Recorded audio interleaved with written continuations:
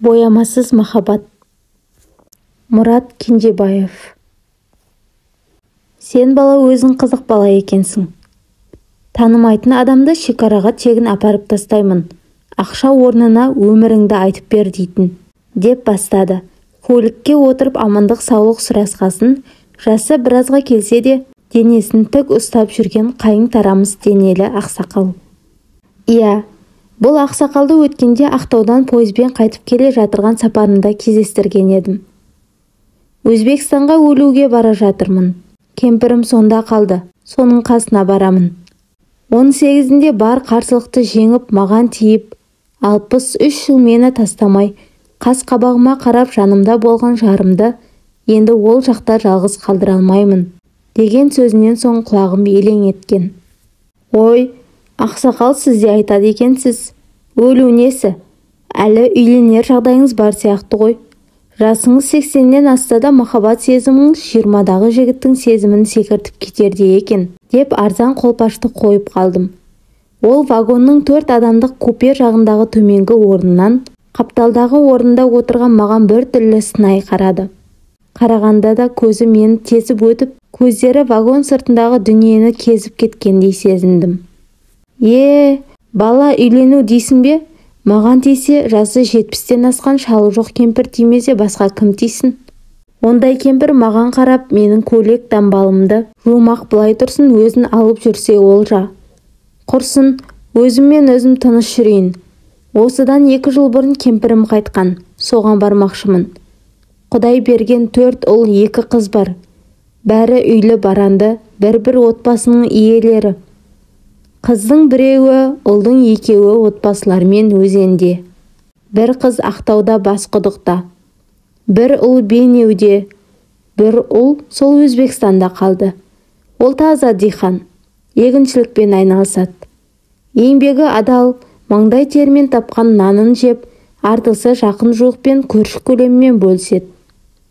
Сонысына қарай өзбек, қарақалпақтың бәріне сыйлы. Деді де орнынан тұрып пойыздың ақ жаймасын төсей бастады. Төсек орнын реттеп болғасын сыртынан киген қалың, көкшіл қара драп пальтосын шешіп, аяғындағы 44-45 размер етікті шешіп төсекке жайғасты. Кәдімгі қазақы шал. Шимақпал дамбал, қой терісінен тігіліп сыртын қара барқытпен қаптаған жеңсіз кеудеше ішінен қызғылт қоңыр көйлегі көрініп тұр. Кеудешенің жанында алтын сағаттың бауы салбырап тұр. Басында қазіргі пасонда тігілген құндыз шәпкі. Иә, бөрік емес шәпкі. Артық еті жоқ келіскен шал. Ақсақал, байқаймын біраз көргеніңіз бар сияқты. Былай келсейік, мен ауыл ішінің таксисімін. Границаға қатынамаймын, бірақ өміріңізді айтып берсеңіз тегін апарып тастаймын. Сөзіңізде ірілік бар. Бос сөзбен айналысатын ақсақалға ұқсамайсыз. Айтқаным айтқан, жалғыз өзіңіз кең отырып жылы барасыз, деп өтінгендей рай білдірдім. Күлімсіреген кейіппен, бала, өздерің айтпақшы, жау табының жаман бір шалын қаңғытып кеткелі отырған жоқсын ба? Ол не қылған тегін дүние? Әлде көлігің ауамен жүре ме? Құдайға шүкір, балдар жол ақшаңды төлер, кең отырып барасын дегенің жағып отыр, деді. Ақсақал, табын екенсіз ғой. Шүда жақсы, құдам болдыңыз. Ал жаулыққа келсек, қазақтың бір ертегісінде сөз бар еді. Көргенімді айтайын ба, естігенімді айтайын ба дегенде, естігенің өтірік болар, көргеніңді айт дейтін. Сол айтқандай, естіген құлақ жазықсыз болса да, кез келген әңгімені іліп алар құлақ сорлы аңқау болады. Мен де сол көргенімді айтайын. Мен табыннан жаулық көргенім жоқ. Табының жау екеніне дәлел көргенім жоқ. Немесе осы сөз пәленше деген би айтыпты, немесе пәлен батыр айтыпты дегенді естіген жоқпын. Сондықтан ондай қыршубай әңгіме емес, көзіммен көріп отырғанымды айтайын. Өзімнен кейінгі тумалас ағайын 2 інім табыннан қыз алып, өсіп, өніп отыр. Үйлеріне бара қалсам келіндерім ақ көкелеп, астыма төсек салып, алдыма тәттілеп шайын қояды. Қазанына ас салуға жүгіреді. Сол құдаларымның үйіне барсам, қыз алған құда деп емес, құрметті құда деп төрінен орын сайлайды. Сөйтіп отырғандарды мен қалай жау демекпін? Жалпы табын ағайынымен қыз алысып, қыз берісіп отырғасын бұндай Құйтырқы әңгіме әзіл болса да ауыр тиеді деп сөзімді аяқтап жатыр ем. Келесі купеде отырған өзім қатарлас ер адам орнынан тұрып қасыма келді де: «Аға, жаңағы әңгімеңді қайта айтшы, мен де табын едім. Жұмыстастар, жиендер, құрдастар, жау табын деп зығымды шығарушы еді. Соларға қайтарар сөз үйретші» дегенде мен еріксіз күліп жібердім. Бұл кезде мен де төсек орнымды салып жатуға ыңғайланған едім. Жарайды деп екінші жігітті ертіп тамбур жаққа барып, Әйтеке, Мәтжан билерден қалған ондай сөз естімегенімді, ел бастаған батырларда ондай сөз қалдырмағанын, әлемге әйгілі Бөкенбай, Барақ, Асау барақтар туралы өзім білетінді айтып түсіндіріп, соның отаршыл орыстың сасық жалған саясаты болуы мүмкін екенін, қазақты қазаққа жау ету үшін істелген тарихи бұрмалау болуы екенін айтып, қайтып келсем ақсақал қалғып кеткен екен. Содан таңертең пойыздан баласы ма, немересі ме біреу күтіп алды. Мен телефон номерімді беріп, бір күн бұрын хабарласуын сұрадым да кетіп қалғам. Енді міне сол уәде бойынша ақсақалды шекараға Озиске әкеле жатқан бетім. Асфальт жолмен бір қалыпты жүріп келем. Әңгімеге құлағымды түріп келем. Мен 1938 жылы соғыстың алдында дүниеге келіппін. Мен 3 жастан асқанда соғыс басталғасын 3-4 ай салып әкем майданға ма, жоқ тыл жұмысына ма кеткен. Сол кеткеннен мол кеткен із-түзсіз. Жақын ағайын тумаға әуелден жармаған екенбіз. Әкем кеткесін олардан мүлдем ажыраппыз. Жесір қатын, жетім бала ашқұрсақ күй кешіп, шешем байғұс тапқанын менің аузыма тығып өсірді ғой. 7 жасымда ноябрьде суға түсіп кетіп өлімнен бір қалдым. Содан ауру шаң болдым. Күз болса күрк-күрк жетелем. Әйтеуір үй шаруасына септігім тиеді. Су тасып, отын жарып, ошаққа от жағып, шешем жұмыстан келерде шайға су қайнатып қоям. Сөйтіп жүріп өстік қой. Әскерге алмат, өкпең тесік жарамайсың дегесін трактористің оқуын оқыдым. Мен 18-ден асқанында шешем аяқ асты құлаған жерінде қайтыс болды. Жұмыстастары бар, бір жар әкемді білетіндер бар, әйтеуір үйтіп-бүйтіп жерледік. Ол кезде соғыстан соңғы жылдар ешкімнің де пақ дейтін күйі жоқтын. Мен тракторшы болғасын бір бас, бір тас бойдақпын. Жұмысым күндіз-түні онда-мұнда жұмсай береді. Мен жоқ демеймін, кете берем. Ыстық асты асханадан жемесем, әкелген ақшама тамақ пісіріп берер жанда болмады менде. Сондай бір жексенбіде қалтамдағы бар ақшама тәттілеп тойып тамақ жегелі нөкістің бір асханасына кіріп бара жатыр едім. Үріп ауызға салғандай шарасымды киінген сүйкімді қызға соғылдым. Аз болса етікпен аяғым басып кеттім. Ауырсынған қыз ышқынып қалып, «Ау, көзіңе қарамайсыз ба? Езіп кеттіңіз ғой аяғымды» деп жыларман болып шетке шығып отыра қалды. Мен сасқалақтап, «Тамақ ішем, ашпын. Асығыс тамақ ішем, кетем» деп сандырақтай беріппін. «Аш болсаңыз адам жейсіз бе? Айналаңызға қарап абайлап жүрмейсіз бе?» деп ернін бір тұйытқанда жүрегім атша тулап еріксіз бір орнымда теңселіп кеттім. «Ау, тұра бересіз бе? Барып ауқатыңызды алып ішіңізші» деп қабағын түйді. Мен сайтанның самалы соққан пендедей екі есті адамға ұқсап не дерімді білмей ыржидым. Ол енді шындап ашулана бастады. Адамның жанын шығарып аяғымды басып алып тағы күледі ғой. «Қызық па солда? Аяғым ісіп кетсе нетпекпін?» деп ызадан булығып отыр. Мен не деп ақталам, не айтам білмеймін. Тамақ құятын буфетке қарай бұрылып кеттім. Желкемнен сезіп барам. Оқты көзбен атып отыр мені. Аяғы ісіп кетсе мен арқалап үйіне апарыстам деп армандап та қоям. Бірақ ондай қайда маған? Мен қасына жақындап кеткен қыздың шешесі немесе жеңгесі жетіп келіп, «Қыздан әрі жүр, қара сирақ қу жетім. Үрерге итің жоқ, қызға қырындаған не теңің» деп шаптыға бастайды. Менің қызға қырындар ойымда жоқтың ол кезде. Мен сияқты тас жетінге кім қызын берсін демін де қоям соған көндігіп. Содан бір тәрелкі супы мен второй деген макаронның жүгерін нанымен алып, бос тұрған стол іздеген болып қыз қалған жақты қарасам, жоқ екен. Ас іштім бе, жоқ па білмеймін. Біреу таяқтап тастаған адамдай болып мең-зең дел сал күйде үйге келіппін. Көз алдымнан әлгі қыздың сүйкімді бұртиған түрі кетер емес. Соны ойлап таңды атырдым десем де болады. Сол оқиғадан 10 шақты күннен соң Қала орталығында бір автобусқа асығыс жүгіріп мінбек болғанымда, есікке енді мінгеле жатқан біреуді оңдырмай соқтым. Ол қасқада жеп-жеңіл екен.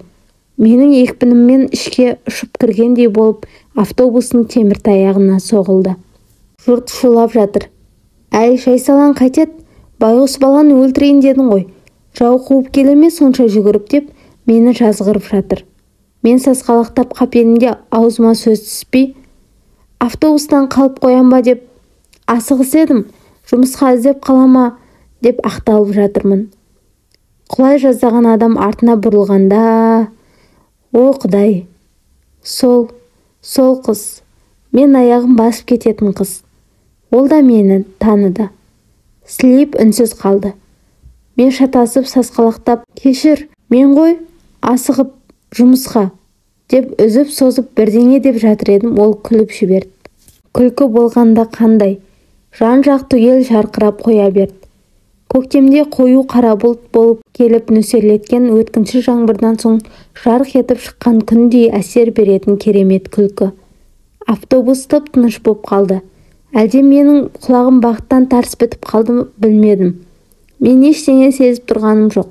Тек сол қыздың күлкісі жан дүниемді, санамды түгел жауып басып қалды.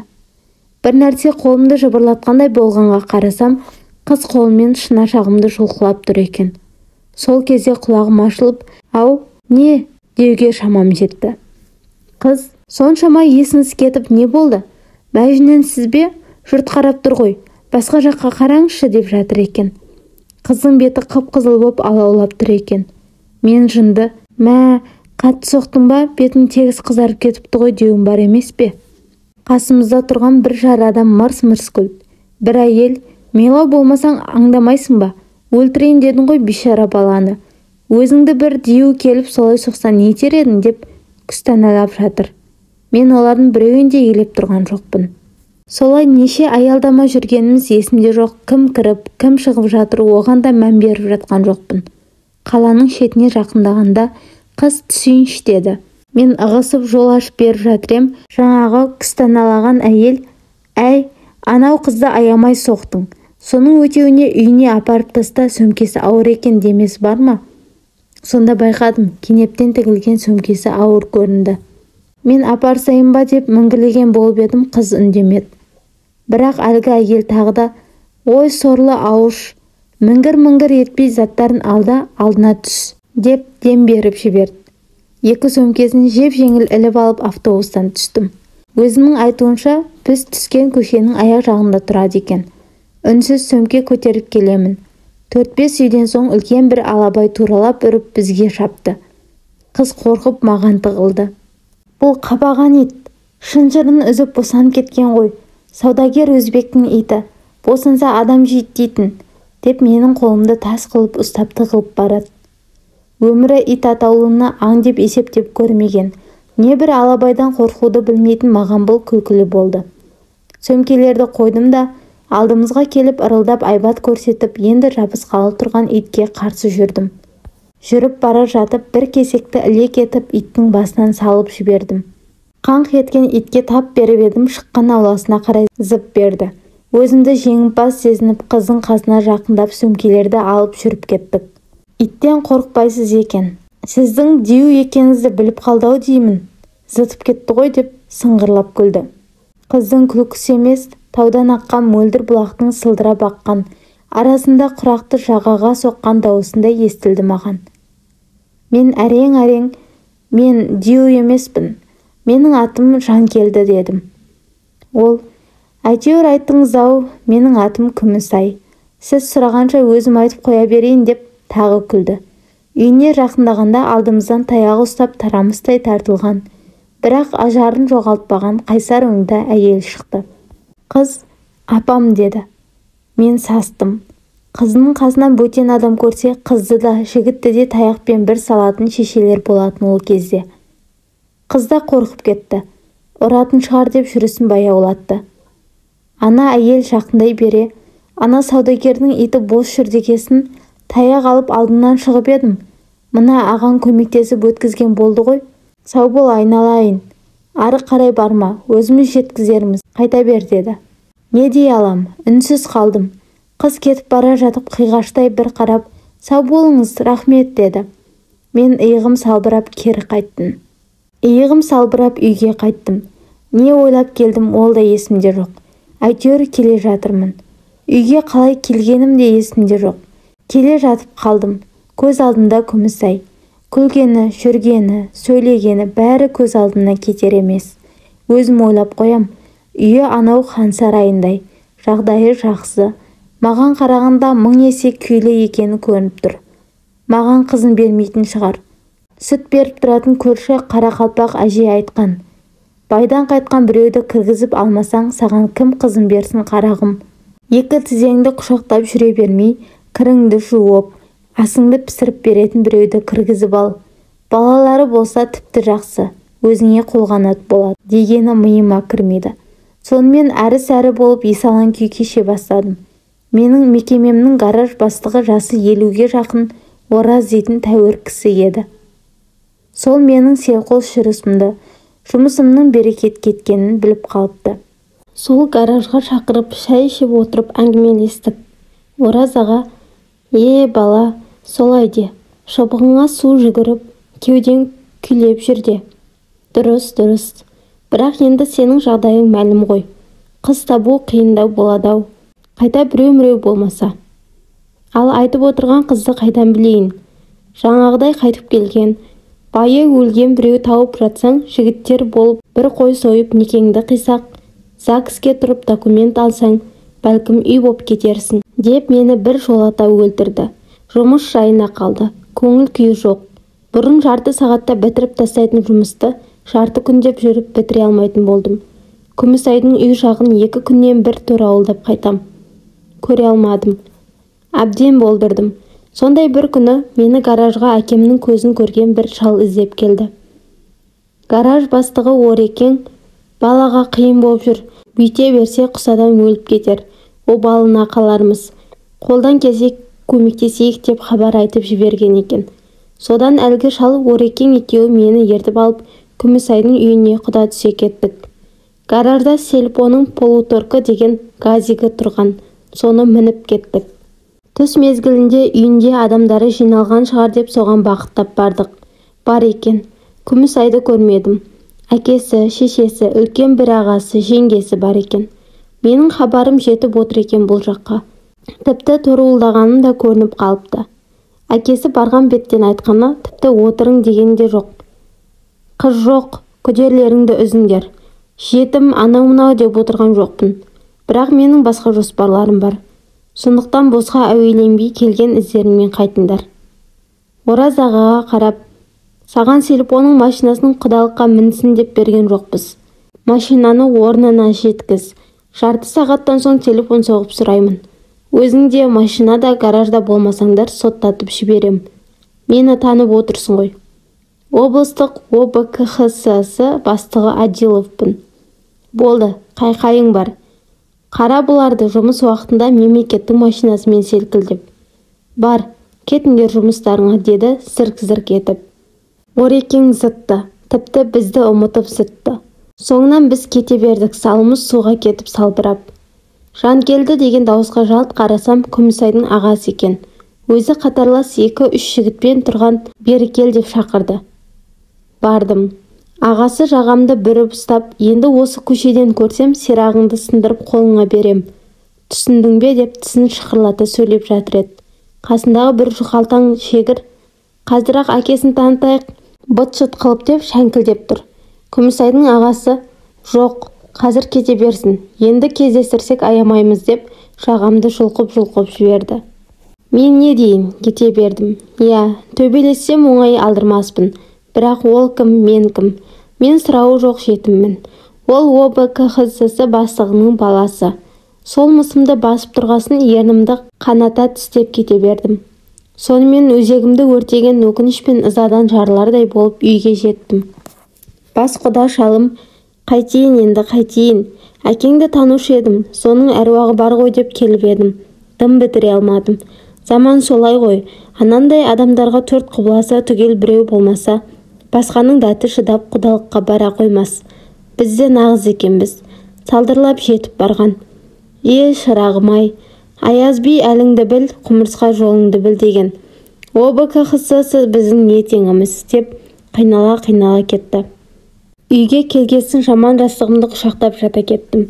Үйді басыма көтеріп жылайын десем, көзімнен тамшы жас шығар емес. Ызадан әкеме ашуландым. Ерте өліп қалдың деп шешеме ашындым. Жалғыз қалдырдың деп. Құдайға ашындым, не жаздым саған деп. Түні бойы ұйықтай алмай таң алды қалғып кетіппін. Түс көріп жатырмын, шешем келіпті. Басымды сипап, әй құлыным-ай, қиналдың-ау ботақаным, өзінде бір дімкәстау боп қалып едің. Шыбын жаным шырылдап қасында жүрмін жалғызым. Қайтсем саған көмектесе алам. Қарағым-ай, қиналдың-ау, жарығым-ау менің деп отырғанымда оянып кеттім. Көрші сүт беретін қарақалпақ әже екен. Бас салып құшақтап еңкілдеп жылай бердім. Ол да қой демеді. Жылап отырып бәрін айттым. Қызды ала алмайтынымды айттым. Осылай сорлы болып жүргенімді айтып жыладым. Әбден солқылдап жылап болғанша басымды сипап отыра берді. Әбден солығымды басқан соң әже маған қарап, тұр, беті қолыңды жу, сүт әкелдім, ыстықтай іш. Аштан бұратылып өліп қаларсың сорлы. Қыз дейсің бе, қыз табылар. Бірақ сен мына бақытта сол қыз табылам дегенше өліп қаласың ғой. Бір басыңа өзің сияқты бір жетімек табылмас дейсің бе? Тұр, еңсеңді көтер. Сені аялап, мәпелеп, сен үшін отқа да суға да түскен шешең, сені осылай бір шүйкебас қыз үшін өсін демеген шығар. Тұр балам, жинақтал деп алдыма сүт әкеліп қойды. Кішкене кесе сүтті де таусалмай жартылап қоя қойдым. Жүрмейді, өтпейді тамағымнан деп бетіне қарап едім.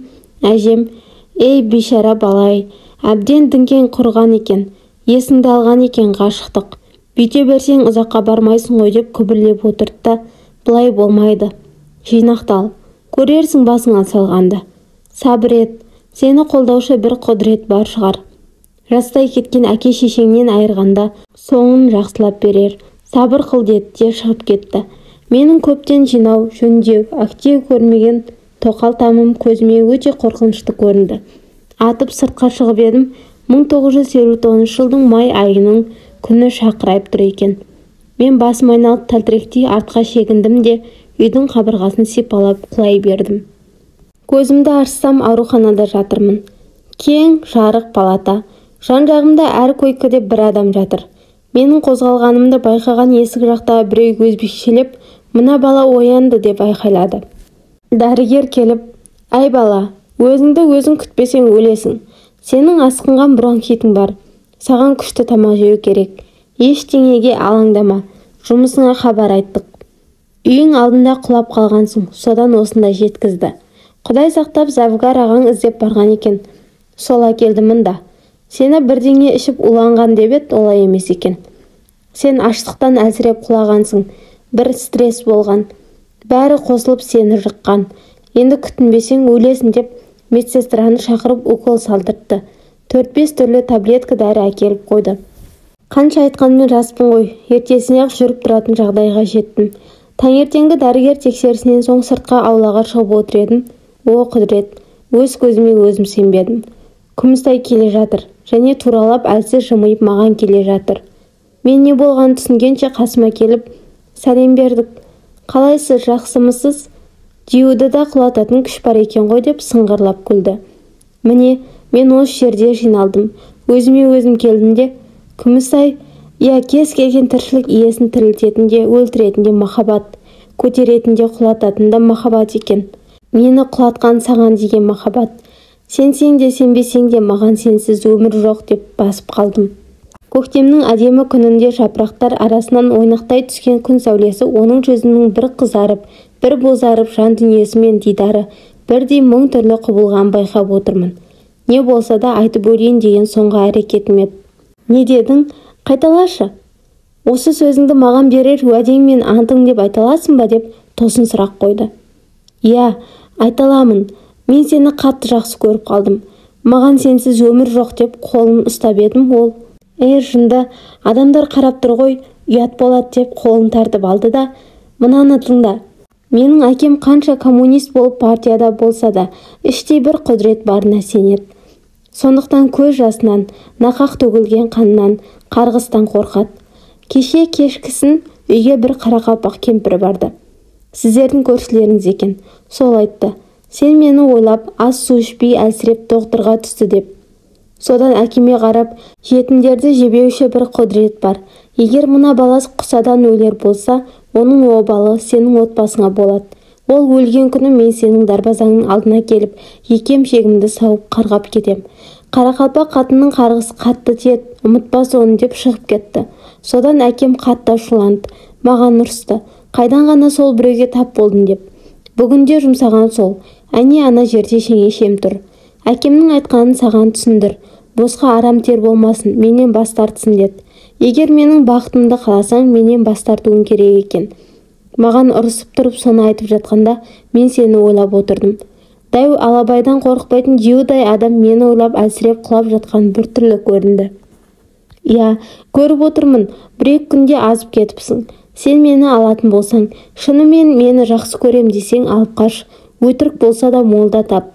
Соған неке қидырдық деп айтамыз. Әкем содан аттай алмайды, келіп алып та кете алмайды. Кемпірдің қарғысынан қорқады. Соған уәделестікте тарадық.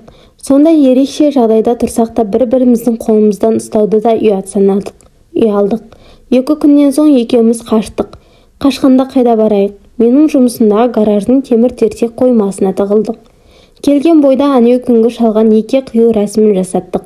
Бір-біріне не айтасыңдар дегенде тек Құдай айырғанша бірге боламыз дедік. Себебі алтын күміс дүние сұрап отбасы құрмайықшы. Ондай заттарға құралған одақтың соңы неғайбыл дескенбіз. Қуғыншылар үйден іздеген, таппаған. Қарақалпақ кемпірге беттемеген. Ағасы милицияға берейік деген әкесі тоқтатқан. Болмағанда облхасының қызын көрден қастада табар еді. Ертесі күні битарап біреулер арқылы некеміздің қиылғанын жеткіздірдік. Үйімізге келіп жігіттер ақша жинап алып берген қойды сойып той жасаған болдық. Жүгері нан, тары талқан, шақпақ қант, кепкен өрік, мейіз, бар мәзіріміз сол болды. Беташарға көрші кемпір Николай патшаның теңгесін берді.